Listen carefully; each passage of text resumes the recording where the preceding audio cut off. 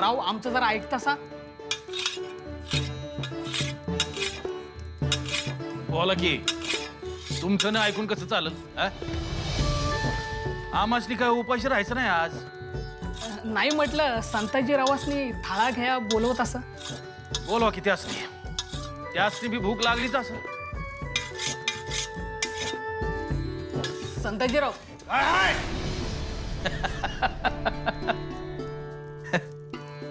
काय चाललंय? काय झालं फिदी फिदी हसाया? अरे येळ काय काळ काय काही समजत नाही होय तुम्हासनी. तर व काय बी समजत नाही बघा यार. अक्षी बरोबर बोलताय हा संताजीराव. ए थाळा घेऊन ये भूक लागली आमासनी.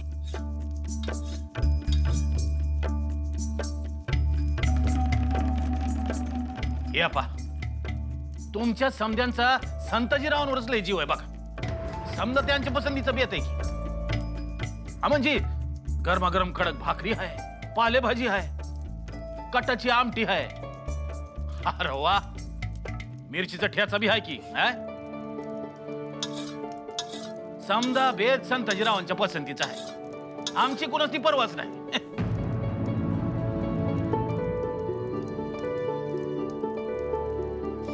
संताजीराव वडीलकीच्या नात्यानं सांगतोय उगा जेवणावर रागवणं कसं.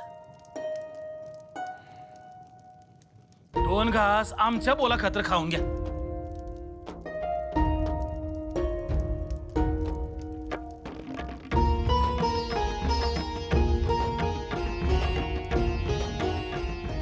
धनुजराव आमासनी जेवण नको. आमासनी भूक नाही. त्या औरंग्याची कबर खोदल्याशिवाय आमासनी अन्न गोड लागायचं नाही. ते समजा ठीक आहे पर त्या औरंग्याची कबर खोदाया मुघली गिधाडांशी लढाया अंगात ताकद याला ना गवय. बसा गुमा ठेवा समशेर ठेवा तिकडे ठेवा म्हणतो ना. बघा मर्दाच्या अंगात रग याया जेवायला लागतंय. घ्या म्हणतो ना या अंगाशी. स्वराज्याचं शिलेदार जेवलं बर का. आता आमच्या घशाखाली घास उतरत आम्ही बी घेतो जेवाया. पण आमचं आमासनी जेवावं लागल. आमच्यावर कोण माया करतंय वय. आमासनी कोणी बी घास भरवणार नाही.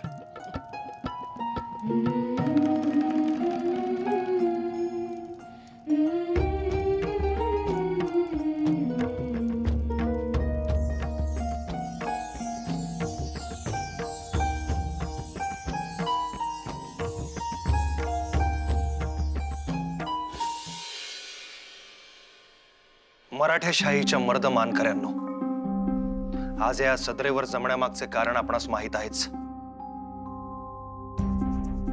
छत्रपती संभाजी महाराजांच्या अकस्मात जाण्याने या शिवदौलतीचे कधीही न भरून येणारे नुकसान झाले. या वक्ताला स्वराज्यात काय अवस्था आहे, रयतेचा कल काय आहे, याच मसलतीसाठी आपण सारे जमलो आहोत. आम्ही प्रल्हाद मिराजी या शिवदौलतीचे दरबारी कामकाज कारभारी आपणा सर्व मुत्सद्दी कारभाऱ्यांना येसुबाई महासाहेबांच्या हुजूर हुकमाने स्वराज्याच्या विविध भागांमध्ये रयतेचा कल जाणून घेण्यासाठी पाठवण्यात आलो होतो. त्याचा अहवाल आपण सदर साक्षीने पेश करावा. शंकराजी नारायण जी आपण स्वराज्याचे मुलखी आणि दफ्तरी कारभारी. मावळातला आपला वकूफ खूप मोठा आहे, त्यामुळे सर्वप्रथम अहवाल आपण पेश करावा. जी आम्ही पवन मावळ, गुंजन मावळ, नाणे मावळ आणि अंदर मावळ या भागातील बड्या बड्या देशमुख, देशपांडे आणि इतर प्रतिष्ठित आसामीशी सल्लामसलत केली. मुघल टोळधाडीला लोक घाबरले. सर्वत्र भीतीचे वातावरण पसरले. उभी पिकं आडवी केली गेली. राजे रयत धास्तावलेली आहे.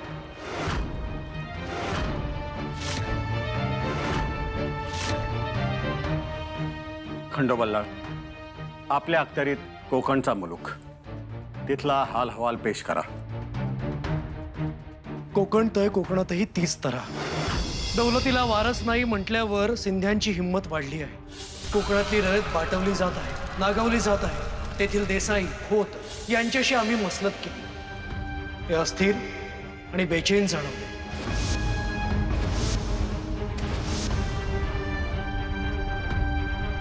चांगोजीराव काटकर, आपण या रायगडाचे किल्लेदार.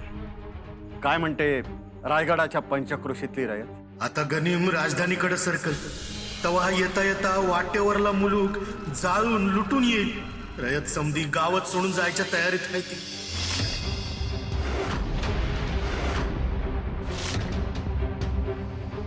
नागोजी माने जी. सातारा कोल्हापूरची काय खबर बात? अहो मुघली हसमानची फौज गवाबी गावागावामधनं शिरतीया, घराच्या घर लुटून नेत्यात. अहो तरण्या ताट्या पोरींना उचलून नेत्यात ते मोगल.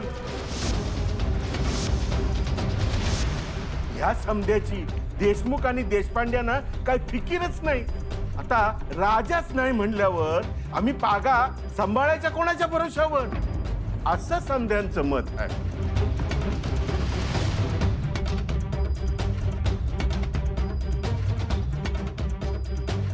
सूर्याजी पिसाळ, आपण या किल्ल्याचे रखवालदार. आता आपला सल बयान करा.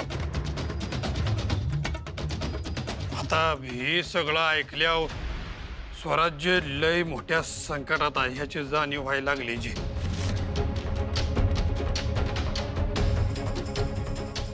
असा बाका वकूत असून सुद्धा देशमुख, देशपांडे, देसाई, खोत यासारख्या मातब्बर शिलेदारांनी रयतेचा सांभाळ करायचं सोडून वतनासाठी दिवाने झाल्या तिथे. नाही पण त्यांचं बी बरोबरच आहे म्हणा. नाही म्हणजे वतनदारी आणि सरंजामी पाठीशी असली, गाठीशी असली का नाही, अशी पंचक्रोशीत असा वकूबी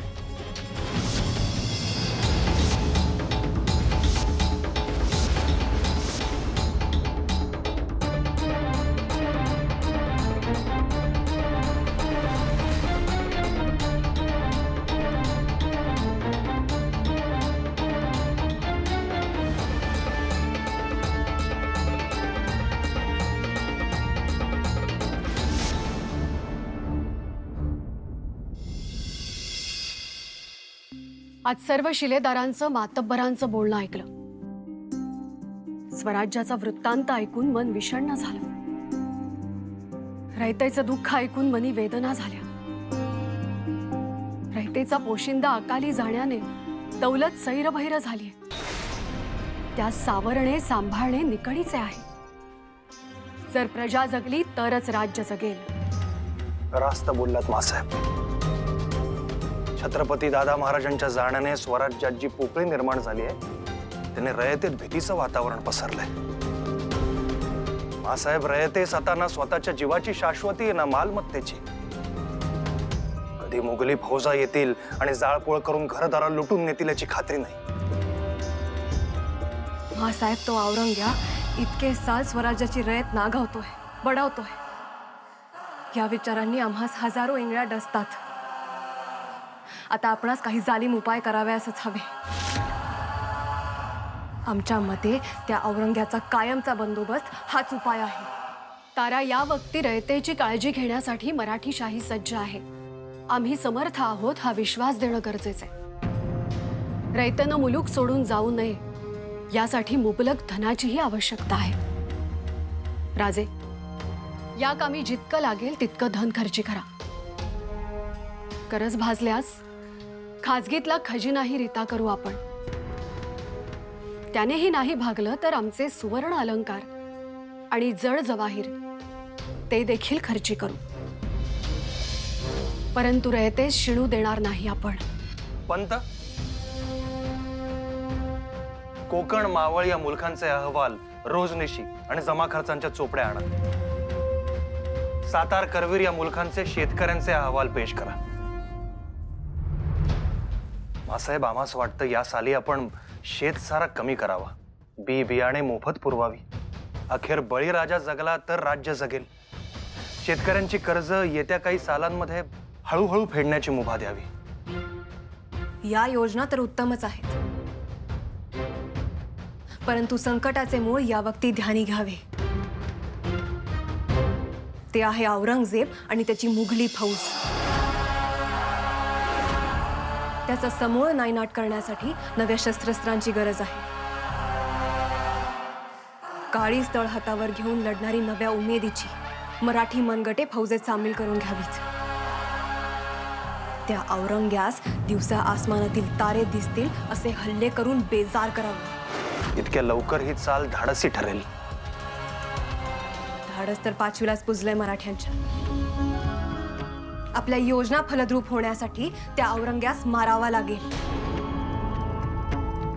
परंतु या वक्ती त्या औरंग्याची पुढची चाल काय असेल, त्याचे मनसुबे काय असतील याची बित्तम बातमी देणारा नजरबाज त्याच्या छावणीत पेरावयास हवा.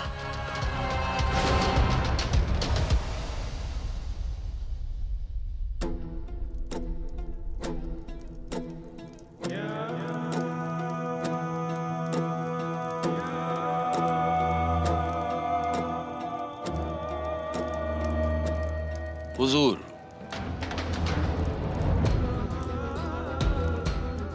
आला हजरत.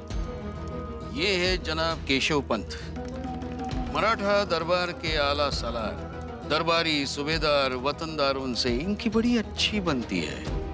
सब इनके मुट्ठी में है.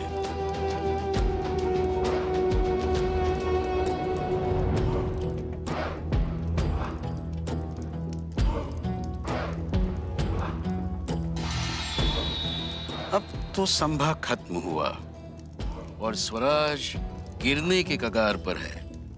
रायगढ़ और कुछ ही मुल्क हमारे शिकंजे में आने से है, और कुछ किले अभी भी बाकी है जो कुछ काफिरों के पास है.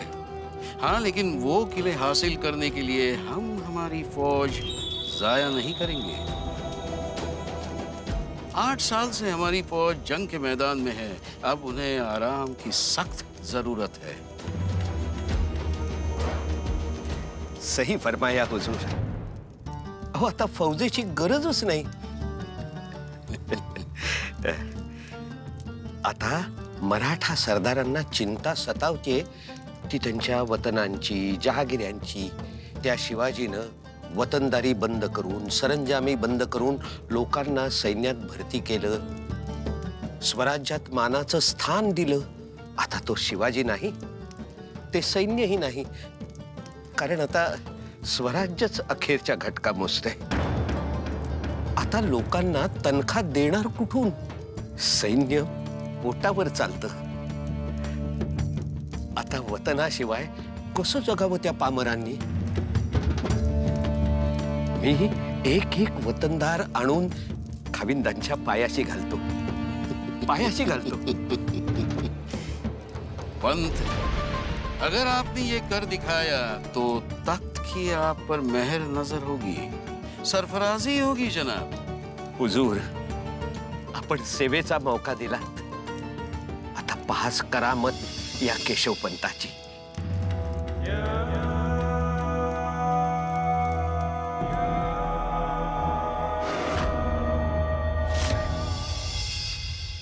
आज स्वराज्य मोठ्या संकटात आहे. आपल्या सर्वांच्या साथीनं, सल्ल्यानं ही शिवदौलत आपल्याला आबादित ठेवायची आहे, राखायची आहे, वृद्धिंगत करायची आहे. म्हणूनच आपल्यासारख्या मुत्सदी अनुभवी कारभाऱ्यांची मदत हवी आहे. दादा महाराजांच्या अकस्मात जाण्याने स्वराज्य पोरकं झाले, रयत भांबावली. या वक्ती आपण रयतेला धीर देऊन त्यांचा आत्मविश्वास वाढवायला हवा. राणीसाहेब, ते सगळं ठीक आहे, पण हे सगळं जुळवून कसं आणायचं? जोवर स्वराज्याला राजा नाही तोवर हे सारं जुळवून आणता येणार नाही. आज सिंहासन रित आहे, दौलत पोरकी आहे. म्हणूनच हे समद ठरवायच्या आधी स्वराज्याचा वारस ठरवायला हवा. म्हणजे समदे निर्णय त्यांच्याच आदेशाने होतील. बरोबर बोलताय बघा मासाहेब. त्यांच्या नावाच्या शिक्क्यानं मोरला आदेश निघतील असं काय बाय करावं असं वाटतंय आम्हाला. अलबत धनाजीराव, अगदी रास्त बोललात. जरूर शिक्के कट्यार बनेल आणि त्याच शिक्क्याने पुढचे हुजूर हुकूमही निघतील, जे सगळ्यांसाठी बंधनकारक असतील. राजाशिवाय राज्य नाही आणि नसेलही. जरूर मासाहेब. छत्रपती संभाजी महाराजांच्या धर्मपत्नी आणि महाराणी म्हणून सिंहासनावर कोण आरूढ होणार हा निर्णय सर्वस्वी आपला आहे मासाहेब. आपण आज्ञा करावी. मासाहेब, आपला निर्णय आम्हा सर्वांसाठीच बंधनकारक असेल. आपण हुकूम करावा. आम्ही सारे जण आपल्या हुकमाचे ताबेदार.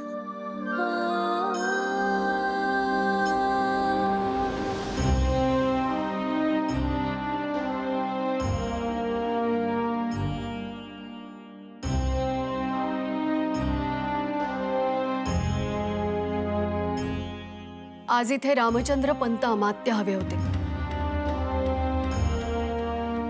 पंत अमात्य म्हणजे राजकारण धुरंधर. थोरल्या छत्रपतींपासून पिढ्यानपिढ्या स्वराज्याची सेवा करणारे. आज या वक्ती हा कठीण पेच त्यांनी अगदी सहजरित्या सोडवला असता. पण आता आपण सारे कारभारी, शिलेदार, शिवदौलतीचे पाईक, आपण साऱ्यांनी सल्ला मसलत करून गादीचा वारस ठरवू. आपण साऱ्यांनी मोकळेपणाने बोलावे. मासाहेब, बालराजांना आपण मांडीवर घेऊन ते जाणते होईपर्यंत त्यांच्या मुक्त्यार म्हणून आपण राज्यकारभार सांभाळावा. आम्हास असे वाटते की शिवपुत्र म्हणून राजाराम राजांना तख्तासीन करावे.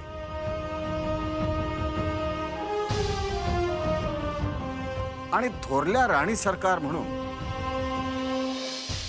जानकीबाई साहेबांना सम्राज्ञीपदी विराजमान करावे.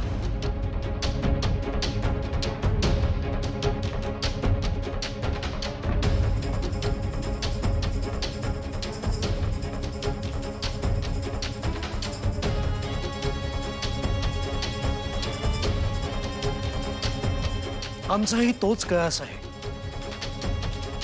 बाळराजांचे वय पाहता या वक्ती राजाराम राजेच तख्तासीन झालेले बरे. कोणासनी बी गादीवर बसवा, पण आधी त्या औरंग्याचा सूड घ्या.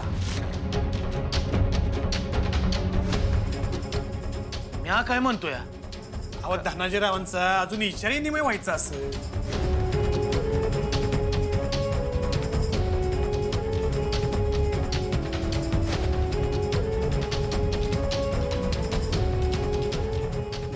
मासाहेब, आम्हासनी वाटतं की आधी आपण रयतेचं मत जाणून घ्यायला पाहिजे. आणि रयत म्हणते की आमच्या सुरक्षेसाठी तरी वतनदारी आणि सरंजामी द्या.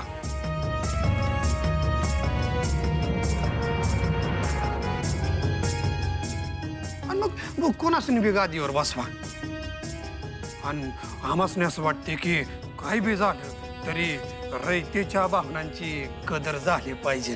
खामोश!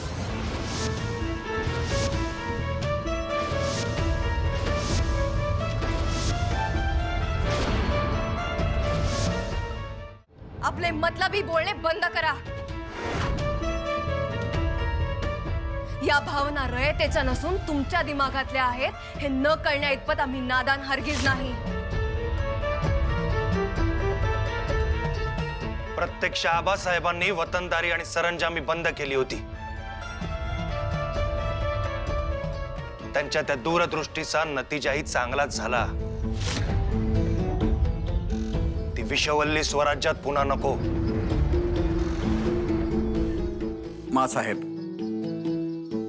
आता काय तो निर्णय आपणच घ्या. आपला वकूब मोठा आहे.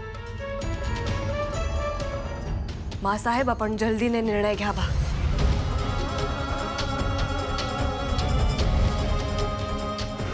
औरंग्या या परिस्थितीचा फायदा घेतल्याशिवाय हरगिज राहणार नाही.